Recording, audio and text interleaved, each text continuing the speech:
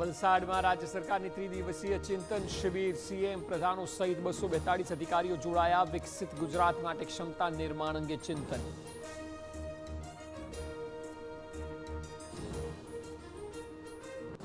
કોંગ્રેસ નેતા ભરતસિંહ સોલંકીના બદલાયા સૂર. પીએમ અને અમિત શાહના કર્યા વખાણ તો આમ આદમી પાર્ટીને ગણાવી કોંગ્રેસ માટે અડચણ.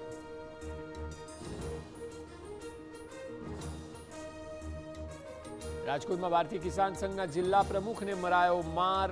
સગાભાઈએ જ કૃષ્ણા પાર્કમાં હુમલો કરતા પ્રમુખ ગંભીર રીતે ઇજાગ્રસ્ત.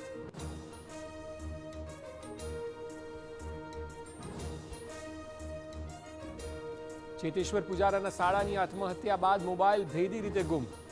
જીત થોડા દિવસથી ડિપ્રેશનમાં હોય, દવા લેતો હોવાનું ખુલ્યું.